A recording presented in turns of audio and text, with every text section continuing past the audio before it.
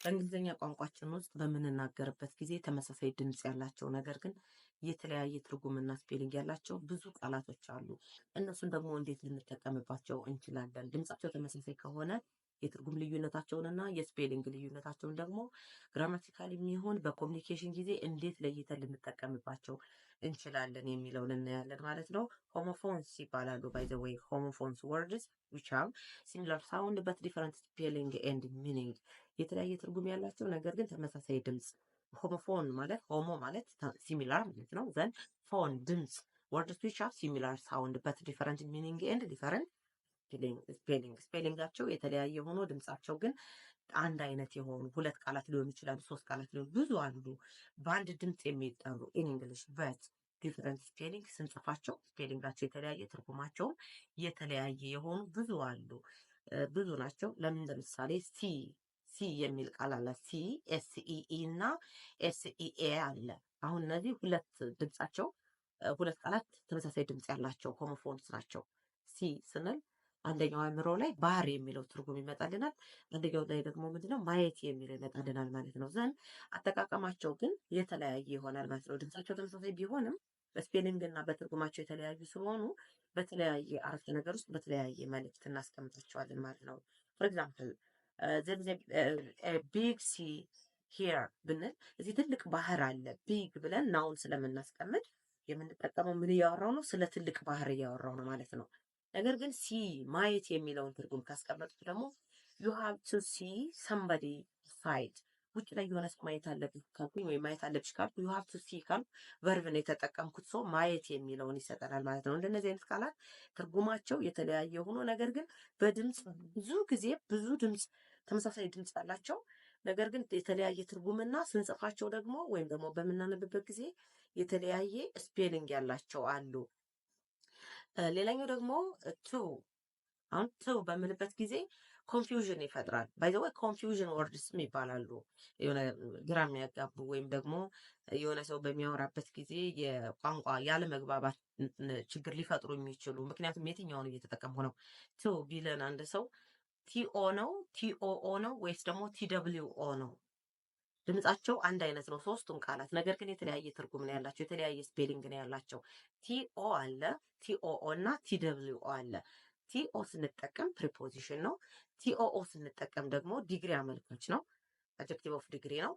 ቲደብሊውኦ ስንጠቀም ደግሞ ቁጥር አመልካች ነው። ቱ ሪፕሬዘንትስ ነምበር ቱ ለሁለት ቁጥር የተሰጠው ማለት ነው። ዘን ግራማቲካሊ ኦር ኢን ሚኒንግ ደግሞ ልዩነት አላቸው። ወይም ደግሞ ግራመርስ በምናወራበት ጊዜ ሴንቴንስ ስትራክቸር ላይ ስናስቀምጣቸው የተለያየ ትርጉም ይሰጡናል፣ የተለያየ ስፔሊንግ ይኖራቸዋል ማለት ነው። ፎር ኤግዛምፕል ሉክ አይ ዋንት ቱ ጎ ኦር አይ ዋንት ቱ ካም ብል ቲኦ ነው የምጠቀመው፣ ምክንያቱም ቲኦ ፕሪፖዚሽን ነው ብለናል። ሰው ፕሪፖዚሽን ቱ ቀጥሎ ማንን እናስቀምጣለን? ቨርብ ስለምናስቀምጥ ቲኦን እንጠቀማለን። ሰው መሄድ እፈልጋለሁ እያልኩ ነው።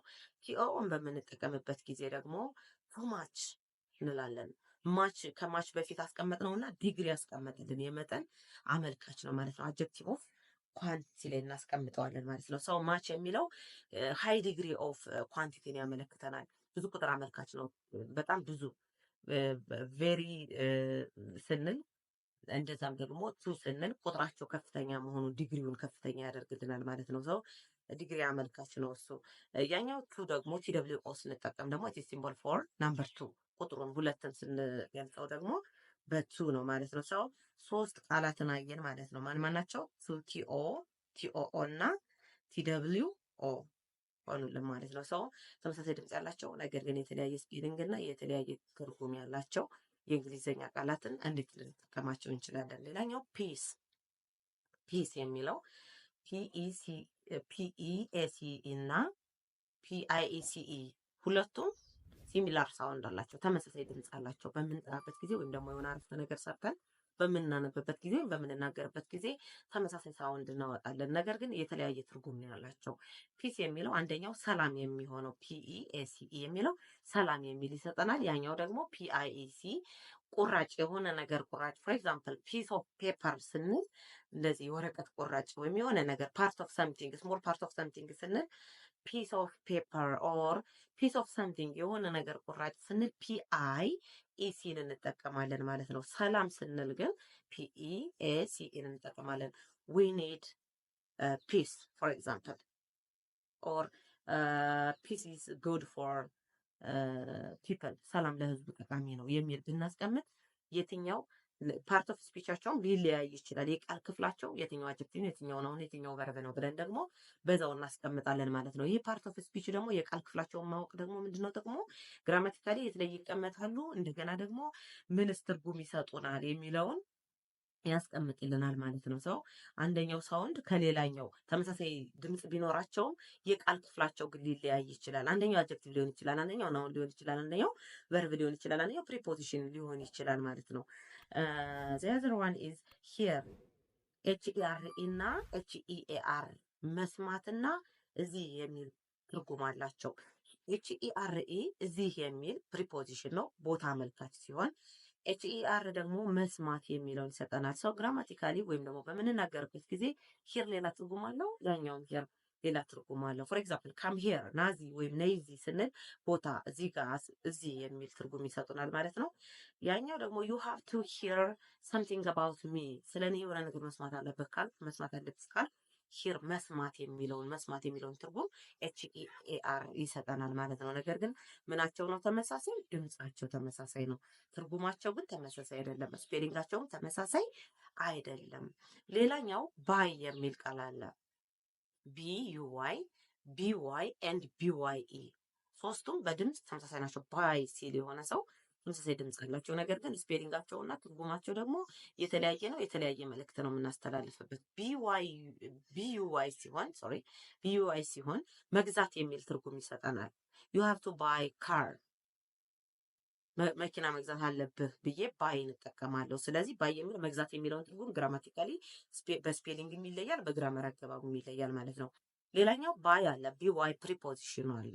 ፎር ኤግዛምፕል አይ ካም ሂር ባይ ባስ በመኪና ነው የመጣሁት ካልኩ ባይ እንጠቀማለሁ። ፕሪፖዚሽን ነው፣ የሆነ ነገር ከሆነ ነገር ጋር የሚያያይዝልን ነው ማለት ነው። ሌላኛው ሶስተኛው ባይ ደግሞ ምንድን ነው? BY ነው። BYE ደግሞ ጀስት ባይ ጉድባይ ስንል ስንብትን የምንናገርበት ነው። ባይ ካልን ጀስት ደህና ሁኝ የሚል ትርጉም ይሰጠናል ማለት ነው። ሰው ጉድባይ የሚለውን ስንጠቀም ባይን BYE ይሆናል ማለት ነው። ፍጹም የትርጉም ልዩነት አላቸው፣ ነገር ግን በድምጽ ተመሳሳይ ናቸው። ሆሞፎንስ የምንላቸው ማለት ነው። ዘሴም ፍሎር ስንል ሁለት አይነት ቃላት አእምሯችን ይመጣል። ፍሎር አበባ የሚለው እና ፍሎር ምንድን ነው? ጀስት ፍሎር ደረጃ ወጠን የምናገኘው ፍሎር እነሱ ትርጉም አላቸው ማለት ነው። ፍሎር አበባ የሚለው FLWER የሚለው ይሆናል ማለት ነው። FLOUR ከሆነ ደግሞ ፍሎር ምንድን ነው የሚባለው በአማርኛ? ጀስት ፍሎር ደረጃ ከወጣን በኋላ የምናገኘው ከጣሪያ በታች የምናገኘው ይሆናል ማለት ነው። the other one is ዋን በምንለው ጊዜ ቁጥር አመልካች አንድ የምትለው አለ። ONE እንደገና ደግሞ ወን ማሸነፍ ወይም ደግሞ የዊን ፓስት ቴንስ አለ። ወን እንላለን WON ዘን ዋን ስቱደንት ካል አጀክቲቭ ናምበር ቁጥር አመልካች አጀክቲቭ ይሆናል ማለት ነው። ወን ማሸነፍ we won the football game እግር ኳስ ጨዋታውን አሸንፈናል። ወን ሳውንድ ዋን የሚለው በሳውንድ ተመሳሳይ ቢሆንም እንኳን የተለያየ ትርጉም ይሰጠናል ማለት ነው። አንደኛው ማሸነፍ የሚል አንደኛው ደግሞ ቁጥር አመልካች ይሆናል ማለት ነው። ሌላኛው ዌዘር ስንል በስፔሊንግ WEATHER እና WTHRE ዌዘር የሚል ሁለት ሳውንድ አለ፣ ሁለት ወርድስ አሉ። ዘን እነሱ ደግሞ ምንድን ናቸው? ተመሳሳይ ድምፅ አላቸው፣ ነገር ግን ዲፈረንት ስፔሊንግ ኤንድ ዲፈረንት ሚኒንግ አላቸው። ዌዘር ኮንዲሽን የሚል ፎር ኤግዛምፕል ቱዴይ ዘ ዌዘር ኢዝ ጉድ ኦር ዘ ዌዘር ኮንዲሽን ኦፍ ቱዴይ ኢዝ ጉድ ስንል የአየር ንብረት የአየር ሁኔታውን ዌዘር የሚለውን ይገልጽልናል ማለት ነው። ያኛው ደግሞ ኦፕሽን የምናስቀምጥበት አለ፣ ኦልተርኔቲቭ የምናስቀምጥበት ዌዘር ዩ ኦር ሚ ካል አንተ ወይም አንቺ ወይም እኔ የሚል ትርጉም ይሰጠናል ማለት ነው። ትርጉማቸው ይለያያል፣ ስፔሊንጋቸውም ይለያያል። ድምጻቸው ግን ምንድነው? ተመሳሳይ ዌዘር ስንል ዌዘር ካል የሆነ ሰው ተመሳሳይ ድምጽ እያወጣ ነው፣ ነገር ግን they have different meaning and different spelling. The other one is write. We have two words to write.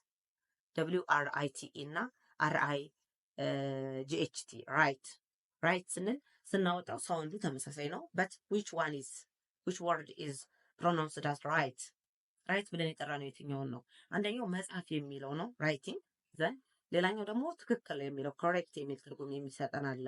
ሰው ዩ አር ራይት ካልክ ትክክል ነህ ካልኩኝ አር አይ ጂኤችቲ እንጠቀማለን ማለት ነው። ደግሞ ዩ ሃቭ ቱ ራይት ካልክ መጻፍ አለብህ ቨርብ ስለሆነ ቱን ተጠቅሜያለሁ። ዩ ሃቭ ቱ ራይት መጻፍ አለብሽ መጻፍ አለብህ። ኦር አይ ራይት ሌተርስ ፎር ዩ ደብዳቤ እጽፍልሃለሁ እጽፍልሻለሁ ካል በፕሮናውንስ ሶሪ በሳውንድ ተመሳሳይ ሆነው ነገር ግን በትርጉምና በስፔሊንግ የተለያዩ ናቸው ማለት ነው። ብዙ አሉ። አዝ አዲሽናል ዊክ there's a word week WEEK and WEAK ዘን እነዚህ ዊክ ብለን የምናነባቸው ዊክ ብለን ሁለቱንም በምናነብበት ጊዜ ሳውንድ ተመሳሳይ ድምፅ ያወጣሉ። ነገር ግን ዲፈረንት ስፔሊንግ ኤንድ ዲፈረንት ሚኒንግ አላቸው። አንደኛው ሳምንት የሚል ይሰጠናል። አንደኛው ደግሞ አድጀክቲቭ ነው ደካማ የሚል ይሰጠናል። ሶ ግራማቲካሊ በምናነብበትም ሆነ በምንጽፍበት ጊዜ በስፔሊንግም ሆነ በግራመር ስትራክቸር ሴንቴንስ ስትራክቸር ላይ ስናስቀምጣቸው ልዩነት ስላላቸው we have to be aware of using these words። እነዚህም በምንጠቀምበት ጊዜ የት ላይ ይገባሉ፣ እንዴት እንጠቀምባቸዋለን። ፎር ኤግዛምፕል a week ago ካልክ ከሳምንት በፊት ብዬ ዊክ የሚለውን ሳምንት የሚለውን ትርጉም እንዲሰጠን አደርጋለሁ ማለት ነው። the other one is just you are weak to climb the tree ዛፉን ለመውጣት ደካማ ነሽ ኦር ደካማ ነህ። you are weak to climb the mountain ተራራ እየወጣ ከሆነ ያቃተውን ሰው ለመግለጽ ደካማ ነህ ደካማ ነሽ አይ አም ዊክ ደካማ ነኝ እያልን እናስቀምጣለን ማለት ነው። ሆሞፎንስ እንዳለ ሁሉ ደግሞ ተመሳሳይ ስፔሊንግ ኖሯቸው ነገር ግን የተለያዩ ትርጉም ያላቸው አሉ። እነሱን በሚቀጥለው ፕሬዘንቴሽን አስቀምጥላችኋለሁ። ይህንን የዩቲዩብ ቻናል ሰብስክራይብ፣ ሼር በማድረግ አዳዲስ ነገሮች እንዲደርሳችሁ አድርጉ። ታንክ ዩ ቬሪ ማች። ሰብስክራይብ እንዳይረሳ።